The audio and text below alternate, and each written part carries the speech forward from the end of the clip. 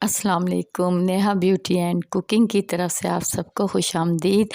آج میں آپ کو ٹکا میکرونیز بنانے کی ریسپی بتاؤں گی۔ چلیں میں سٹارٹ کرتی ہوں۔ اب ایک پتیلی میں ہم نے پانی رکھا ہے ابلنے کے لیے۔ اب ہم نے 3 ڈبے لیے ہیں میکرونیز کے، یہ اب ہم بوائل کرنے لگے۔ اب ہم اس میں 2 چمچ تقریباً آئل ڈال رہے ہیں۔ اب اس میں ہم میکرونیز ڈالیں گے ابھی۔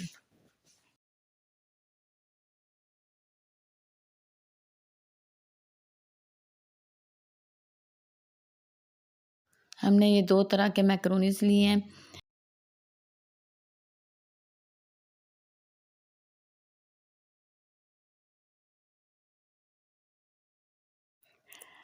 اب میکرونیز ابل چکے ہیں، اب ہم اسے چھان کر اس میں تھوڑا پانی ڈال رہے ہیں تاکہ یہ ایک دوسرے کے ساتھ چپکے نہیں۔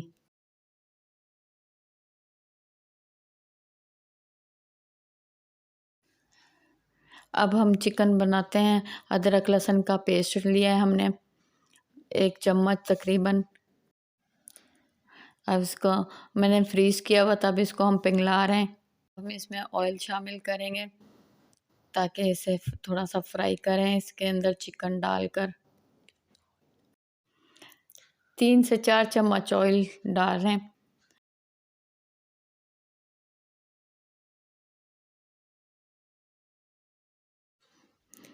اب ادرک لہسن کا پیسٹ ہمارا براؤن ہو چکا ہے۔ اب ہم اس میں چکن ایڈ کر رہے ہیں، اور یہ ہم نے فریز کیا ہوا تھا، اس وجہ سے ایسے سخت ہوا ہے۔ اب تھوڑی سی دیر تک اسے ہم گلنے کے لیے رکھ دیتے ہیں۔ یہ دیکھیں ہمارا چکن اب گل چکا، اب ہم اس میں مسالہ ایڈ کر رہے ہیں اور اسے اچھی طرح فرائی کرنا ہے۔ اب اس میں شملہ مرچ ایڈ کر رہی ہوں اور اس کو ہلکا سا اس کو فرائی کرنا ہے۔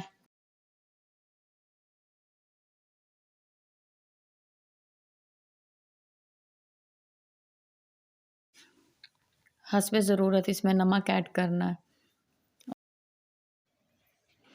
2 چمچ اس میں سویا سوس ایڈ کر رہی ہوں، اور اس کے بعد 2 چمچ سرکہ ایڈ کر رہی ہوں، اور اب اسے اچھی طرح مکس کرنا ہے۔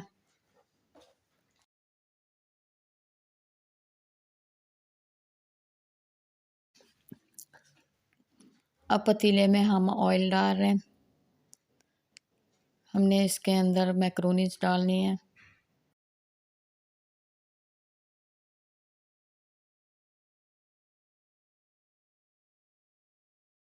اب ہم نے اس میں سارے میکرونیز ڈالے اور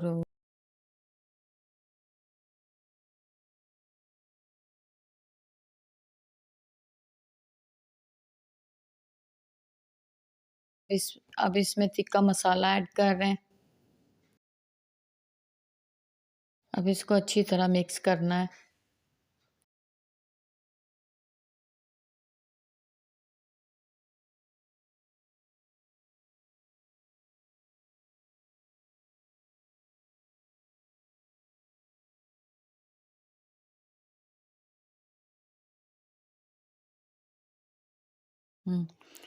اب اس میں سرکہ ایڈ کر رہے ہیں تقریباً 2 سے 3 چمچ۔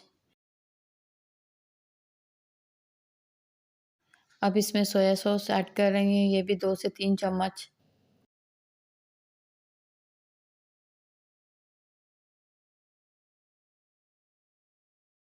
اب ہم اس میں چکن جو ہم نے فرائی کیا تھا، شملہ مرچ اور چکن، وہ ایڈ کر رہے ہیں۔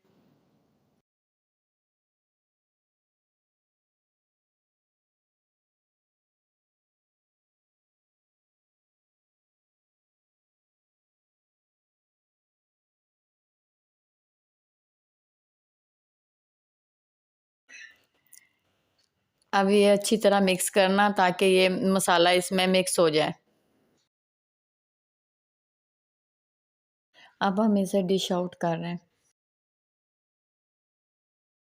ماشاءاللہ دیکھو کتنی مزے کی میری یہ ریسپی ریڈی ہوئی ہے، ٹکا میکرونیز۔ اگر آپ کو میری یہ ریسپی پسند آئے تو آپ میرے چینل کو سبسکرائب کرنا، لائک کرنا، کمنٹس کرنا۔ اوکے، اللہ حافظ۔